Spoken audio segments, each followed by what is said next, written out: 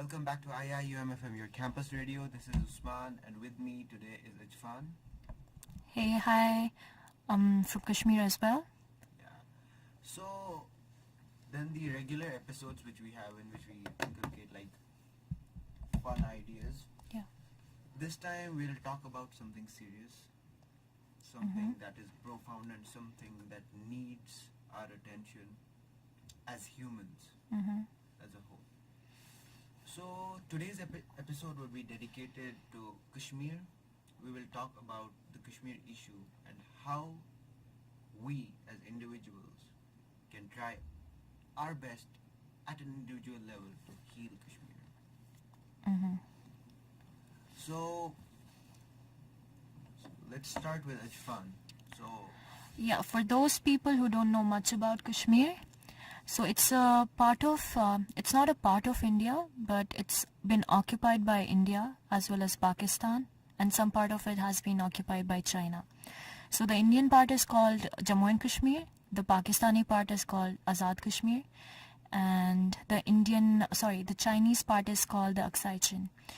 So, well, basically we'll be talking about the Indian side of Kashmir, Indian occupied Kashmir, and the whole history, whole concepts and what's been happening there for the past 50 years. And yeah, that's it.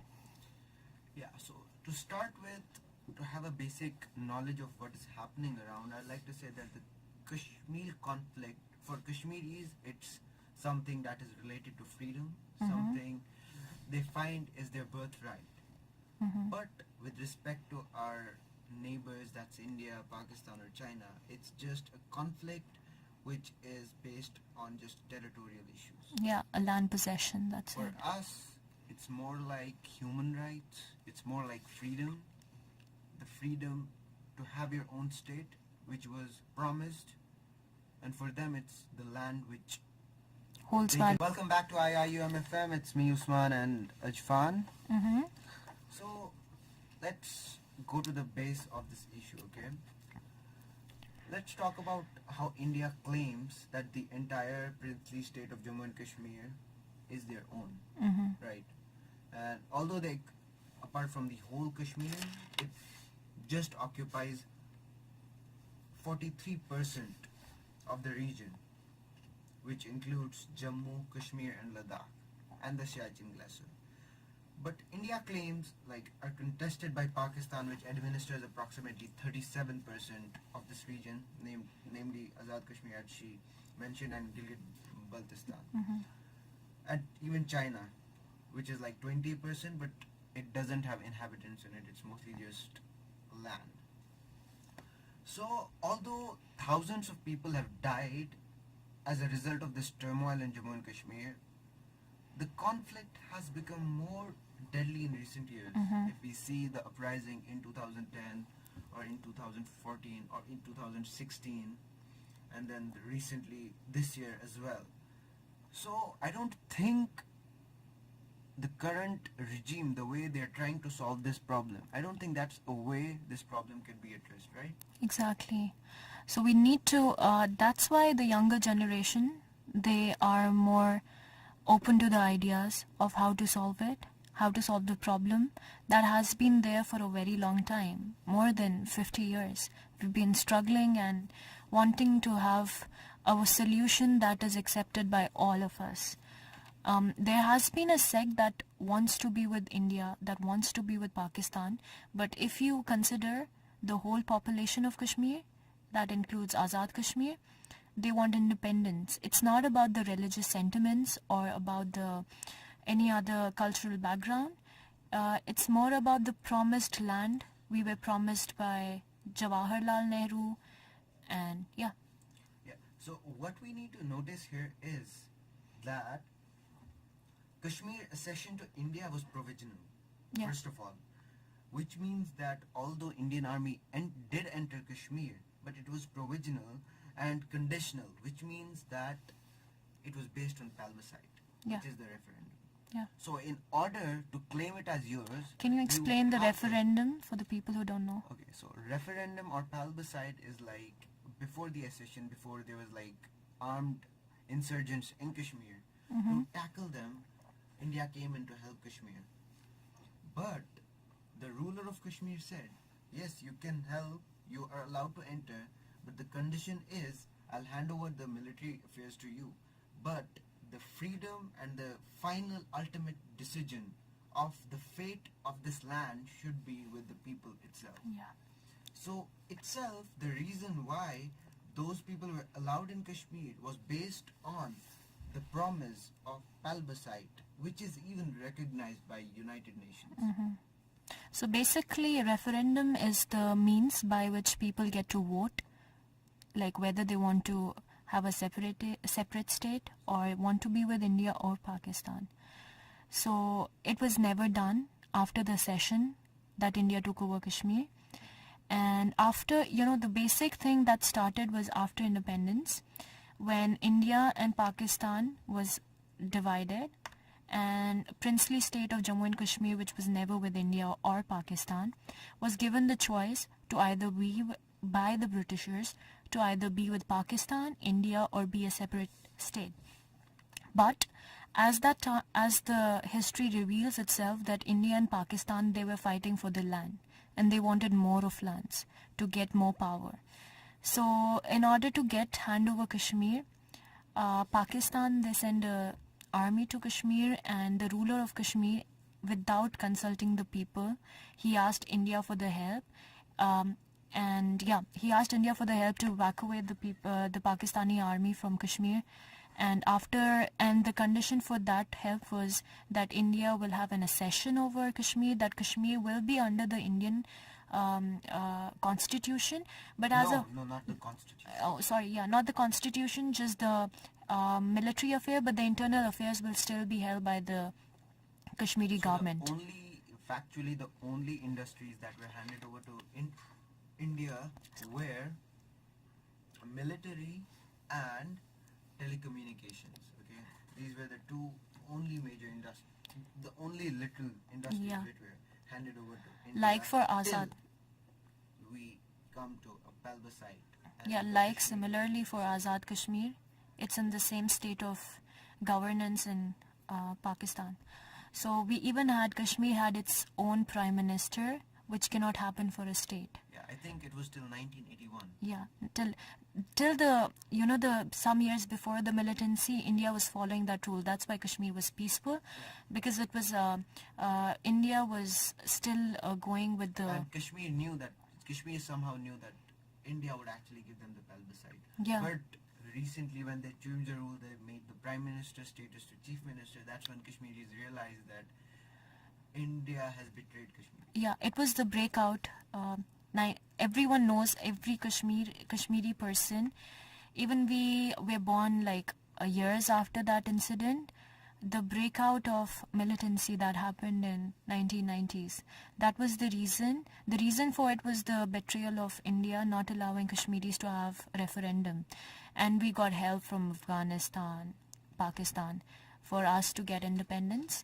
It was the darkest time of our history, because a lot of people were killed, a lot of villages were destroyed, and a lot of people were kidnapped. And there was a the curfew that was prevailing on the society was for years. Can you imagine being inside your house for years, where you cannot go outside and you cannot have the basic right to live? Like, what kind of life it is where you have to stay inside your house, and if you go out, there was this order going on where army was allowed to kill civilians on sight. So that was the situation of our people in back 90s. Apart from that, if we look at the human rights abuses and violations that India has done, that is tremendous. Exactly. If Immensely. India really considers Kashmir a part of its state, Integral. that should not happen. Whatever. And it's not something that happened like within certain government or like just once in a while or something. That has been like controlled and continuous procedures which they're taking to kill and slaughter Kashmiris. Yeah. If you look, that Indian forces have like that's like the civilians, not even the militants or the rebels who join the armed forces. These are just the normal civilians who want to live peacefully. They've been killed. Extrajudicial killing, in which they arrest people, Mm-hmm. and after that they don't officially, according to the constitution, a person who is arrested has to come in front of the magistrate or a court within 24 hours. Yes. But the extrajudicial things they did is like they, after they arrested, the people would disappear. Yeah, they disappeared. Like, Yeah. they were not even there. Rapes, torture, these are called enforced disappearances. Although I admit, as a Kashmiri, I admit crimes by militants have also happened. Yeah, that's true. We have to admit that, because the first step in solving a problem is to recognize that there is one. But comparing it to the scale of crimes Indian forces have done in Kashmir, both cannot be compared. Yeah. So yeah, that's the beginning of the issue. Like, people, when they asked for referendum and they were denied it, and it happened how people were denied of their basic right. They just not that. People from their family were taken, raped, tortured. So many of the youths, that is wrong on a level, but they were, they were desperate to have a solution, and that's why they took guns.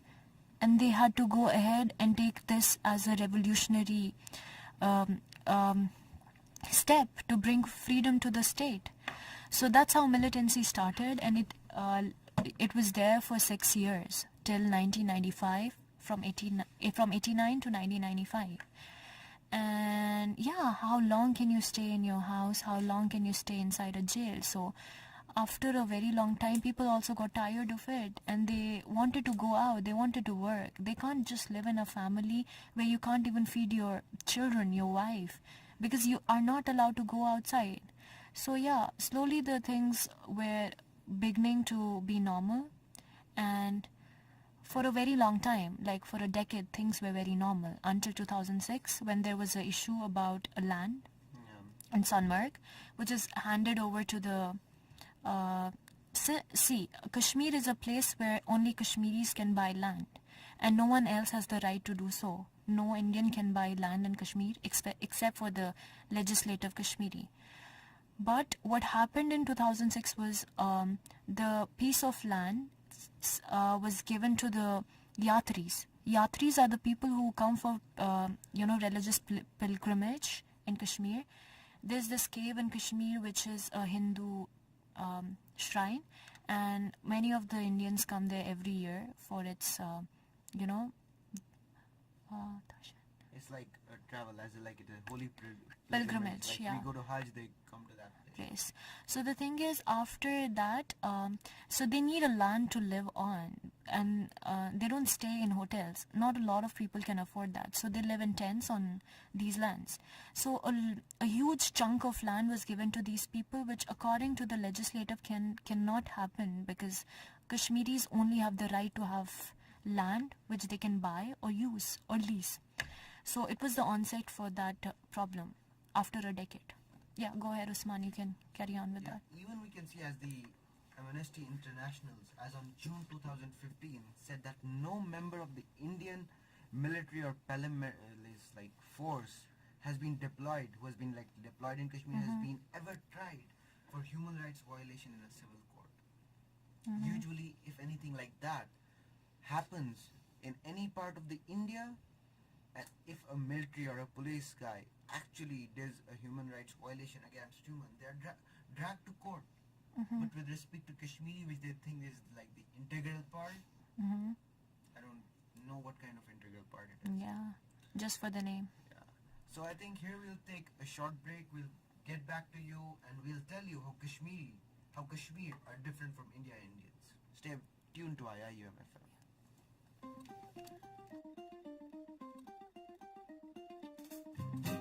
So it's Usman and Irfan back.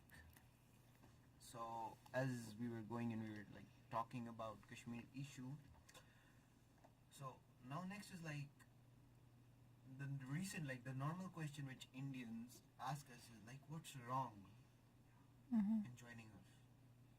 What's wrong? Like, we're same and stuff. They say stuff like that. But there are certain things which need to understand that when you call the N word to an African, that's offensive, right? Same way if you call a Kashmiri Indian, it's offensive. Exactly. It is offensive. It's not that we hate India or something. We just don't, we are not a part of India from the very beginning. Being occupied does not mean that you're part of that country. Yeah. So, this is like a to-do tip which everyone in this world should know, that calling an Kashmiri Indian is not a good idea. It's offensive. Mm-hmm. And that's because Kashmiris or Kashmir is totally different from India or Indians. Okay? If Yeah, we in a way. see it socially, or if we see it legislatively, like using rules and law, it is different. Firstly, if we see the language is totally different. Even if you see Completely. like the south part of India or the north part of India, although their languages might be different, but still there will be like 10 or 15% of Hindi language which will be like common, which they can understand or at least communicate to a very basic level. Mm-hmm. But our language is Kashmiri and it's totally different from One any of language. one of the reasons being almost all the other Indian languages were derived from Sanskrit, but our language, it was never derived from Sanskrit. Our language is wholly derived from Persian, and yeah, it's just Persian. Yeah. Second, constitution. Well, you may brag all the time that which passport do you use or stuff to us, but the thing Oh my is, god, that's the most asked question. Like, if you're Kashmiri, why are you using the Indian passport? well, we'll get to that. But the first thing is like constitution. Mm-hmm. Indian constitution and Kashmiri constitution are totally different. They are totally different. Kashmir constitution, it has even the Indian constitution, it says that the the rules in Jammu and Kashmir, it is a special state, so they have the constitution which wherein is not included in the main constitution, which is our own constitution. So constitutionally we are not at all linked to India. Exactly. Apart from that, flags. Yeah. Even we have our own flag. Yep, our flag is totally different than the Indian flag, which is the official flag. If you Google or you go to any document, you can find out the flag which is for Kashmir. Mm-hmm. And That's red in. totally different. That's red in color. Can you describe the flag for them? Yeah. It is like, it has the device which is used for farming, Plowing. plowing. Mm-hmm. So that is a sign because most of our income was dependent on like farming, Agriculture. because like we have a lot of green land which can be cultivated. So with red color, that's our flag. That's our official flag.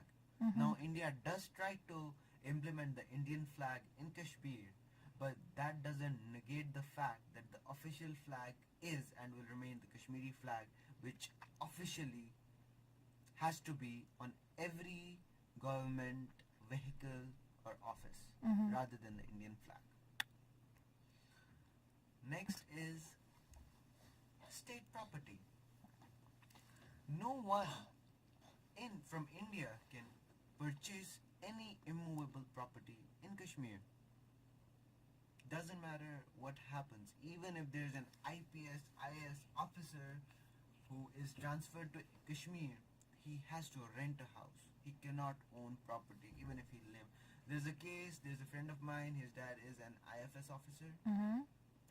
He is from, I think, the northeast countries, I think. Assam and stuff. Yes. I'm not, Manipur, I think. Oh, Manipur. Yeah, Yeah. it's the same area. Yeah. So his dad is an IFS officer and he has been deployed in Kashmir for 35 years, Oh my god. and he still doesn't have a property here, and he's not allowed to have, because Kashmir belongs to Kashmiris and no non-Indian, like non-Kashmiri, can buy a property in Kashmir. Apart from that, that's the property law, and the thing is state subject. That is, if you say officially, the document we have is the state subject, which is official, which is legit. It states that this person belonging to this region of Jammu and Kashmir is an official citizen of the state of Jammu and Kashmir. Yeah, the state is being mentioned. State of Jammu and Kashmir. So if you have that document, that is like the basis, that's like the fundamental rule of the passport, right? So that is the basis which we have, on which basis we get the land. Okay. There are instances when the Prime Minister of India was heckled out of Kashmir because he tried to enter Kashmir without visa. So,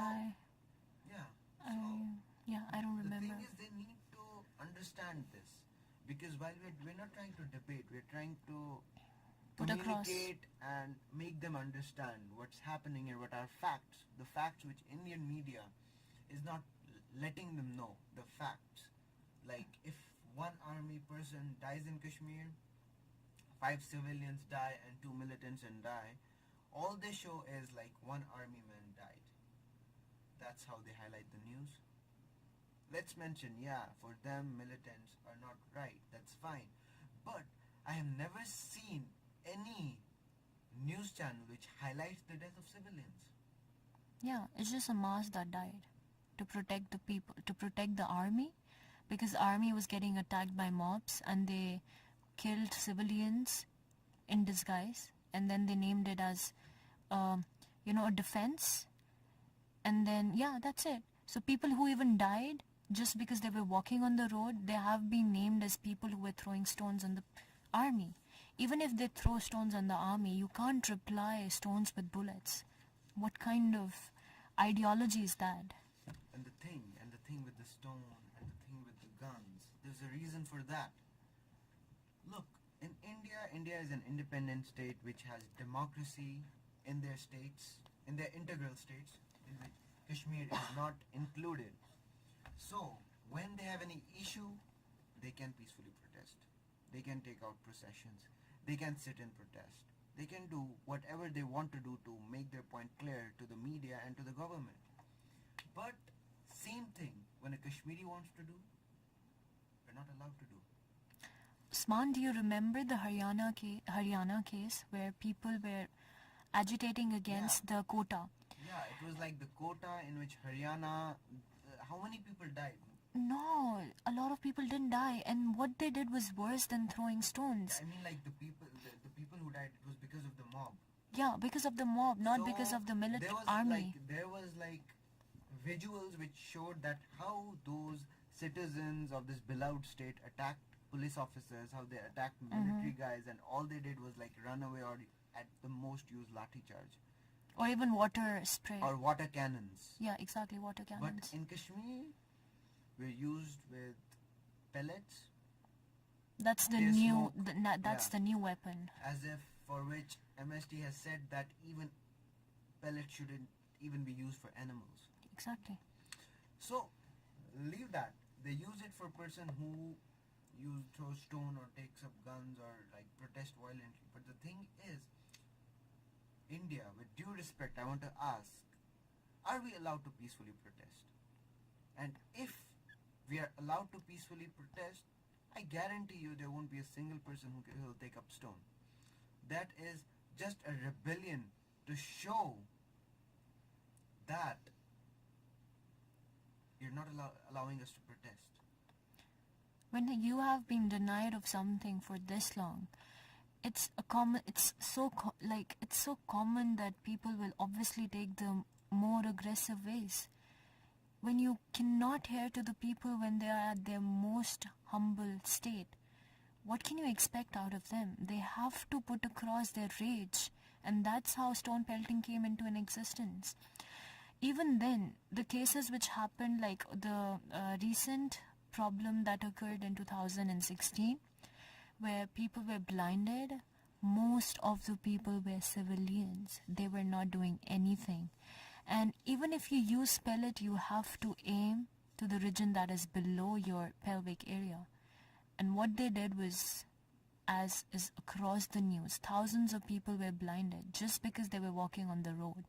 People even in their houses who were just near the window how can you, like, they got attacked and they got blinded, and the excuse used was that they were actually in the procession, and they were just sitting or standing near windows, near gates. So yeah. I think here we have to take short break for Azan. We'll be right back. Stay tuned. Allahu Akbar, Allahu Akbar, Allahu Akbar, Allah.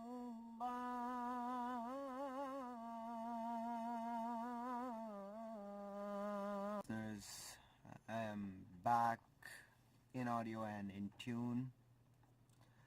So, like, going further, we have to, like, it's necessary to mention that this issue is quite old, starting from 1951 till now. Since actually 1987, under the Indian Army, 1 lakh Kashmiris have been killed, while the official figures from Indian sources states, like, estimates number of civilian killings due to the insurgency is rate around 20,000 to 47,000 civilians only, which they consider is, like, not hyped. But even if we take their range and their estimate, it's still 47,000 civilians. Even one civilian dying for nothing is something very big. Even the coalition of the civil society states that there have been over 70,000 killings, 8,000 plus forced disappearances, mass torture and sexual violence. The majority committed by Indian armed forces. And these cases have had zero prosecutions in civil courts. India accuses the Pakistan army for abusing human rights in Jammu and Kashmir by violating the ceasefire and continuing to kill Kashmiri civilians, which is bullshit, which is wrong. A claim which is totally rejected by, like, there's no official source or no official backing for this. Whatever they're saying, there's no official backing for this.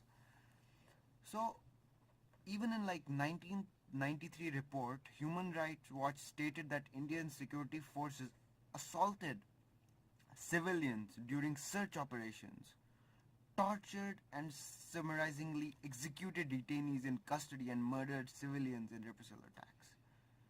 According to the reports, militants had also targeted civilians, but to a lesser extent than security forces. Rape was regularly used as a means to punish and humiliate communities. That's so true. So here we're not in any way justifying what the militancy have done. We agree, and we totally agree, and we're ashamed for what they've done. But it is very rich for India to say that they first conquer and, like, enter a land, try to kill citizens, and when something happens, they say that there's damage on the both sides. That's not how it works. We have been denied democracy. That's the headline. That is the bottom line, actually. Even the Indian Army claims that 97% of the reports from human rights abuses have been fake or motivated. They're not trying to address issues by actually solving it, but what they're trying to do is, like, hide facts, which is not going to solve the problem itself. Even a report by the US State Department said that Indian authorities use Armed Forces Special Power Act, that's the AFSPA, to avoid holding its security forces responsible for the deaths of civilians in Jammu and Kashmir. Can you, USMAN, mention the amount of army that we have in our state? Well, the ratio. In Kashmir, for every 3 Kashmiris, there's 1 military guy standing with a gun. Yeah, exactly. Even in the area I live, every city has 2 or 3 cantonments. Cantonments are the places where army lives. Army is for what? Army is needed when there is war. And can you imagine every city has 3 or 2 cantonments with hundreds of armies? Hundreds. That's Hundreds, thousands thousands. actually. But the thing is, if they really want to protect the border, go send that army to the border. Protect the border.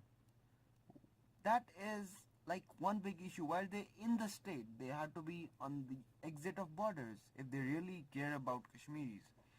But it is just like, it's the same policy that Israel uses over Palestine. Mm-hmm. Systematic influence and systematic overtake of a state. So, apart from that, in our history, in our school history, we were never taught about real Kashmiri history. We had to blabber about, what do you call it, the Indian history, which Geography, was, yeah, history. geography, everything. So, in what I once realized, like in school, there was one big chapter, I think in 9th or 10th grade, which focused just on Jallianwala Bagh. Yeah. If no one knows, Jallianwala Bagh is a public garden in Amritsar, that's in Punjab. And what actually happened was in 1919, April 13th, British army were occupying that and they opened fire on civilians, killing 379 Indians and around 1,000 wounded.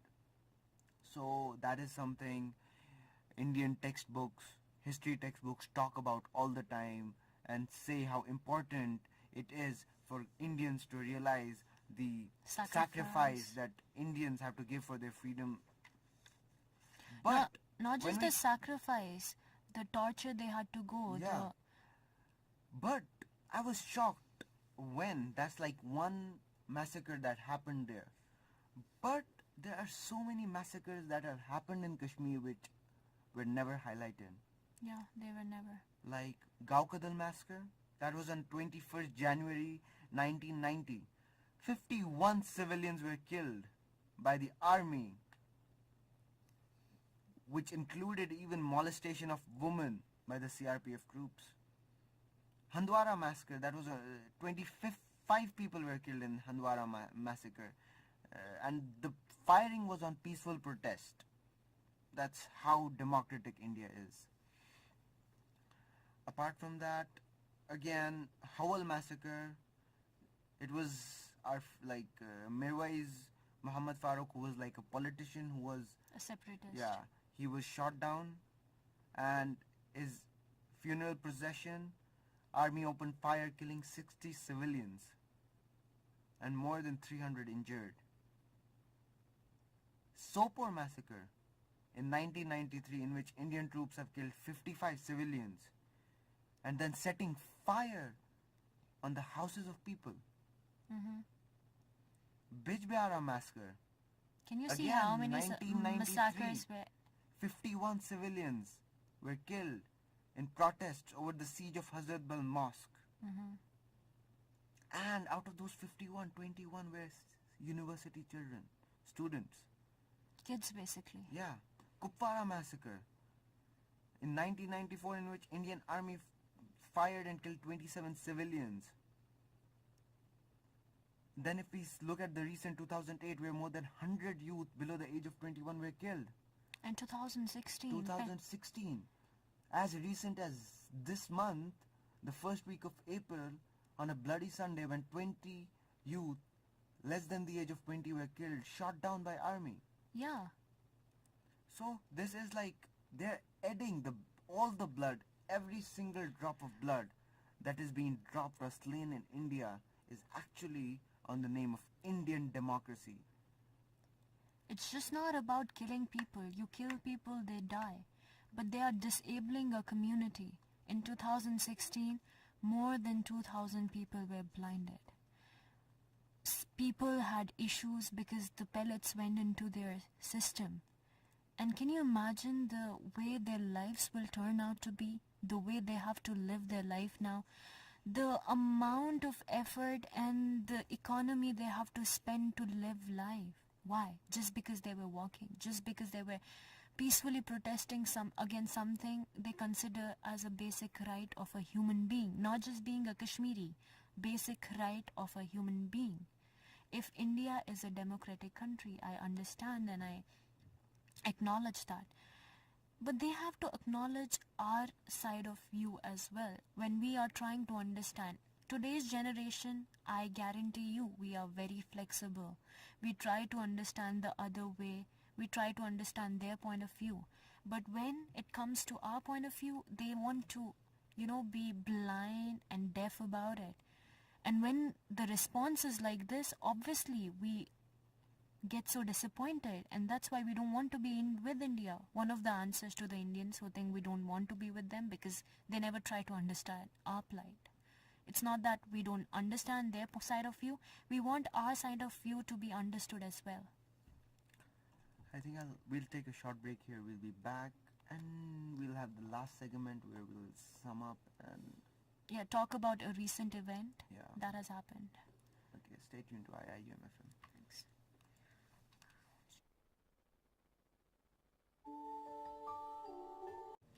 Welcome back to Being Desi, and I'm Fan, the guest of today, and we are talking about the Kashmiri issue.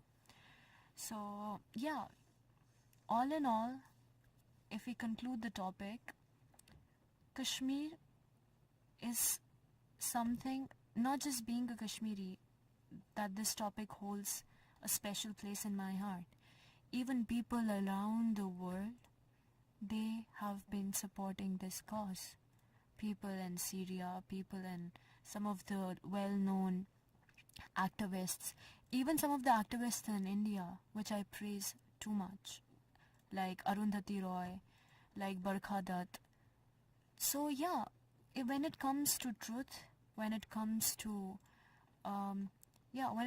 truth, people cannot hide behind their ideologies, baseless ideologies. You need to get to know to the bottom of any issue. So, if we conclude the topic, how do you want to conclude it, Usman? Like, what are your personal thoughts? We have talked about Well, everything. I think Kashmir has gone through a lot. Whether it's fake encounters, disappearances, mass graves, extrajudicial killings, mass, there's it could be like a big book which will be about all the injustice that India has done upon Kashmiris. Yeah. And the only thing we want is freedom. That's it. That's it. Yeah. And before that, all we want is just one plebiscite. That is referendum. It's just an election to choose what Kashmiri wants. And I guess that's a basic right of every human. That's it comes under the basic right of an individual that should never be denied. Just like food, clothing. These are basic rights. Freedom. These are the basic rights which can never be altered for any individual. Doesn't matter which part he lives in the world. Recently I read a news. I don't know about the country, but there's this one country who has granted the citizenship to a dog. So a dog has rights in a country, whereas we don't get the right to select our own future. Except for that, never mind.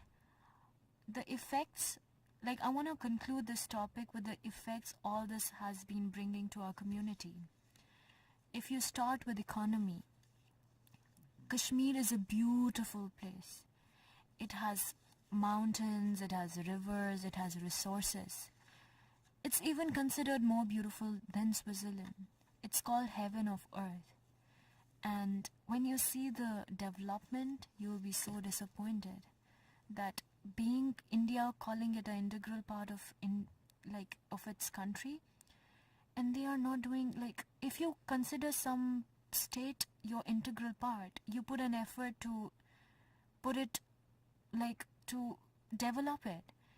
And Kashmir being the center for tourists, they should have done so much more for it. Even for tourism or anything that is happening in Kashmir is all because of the state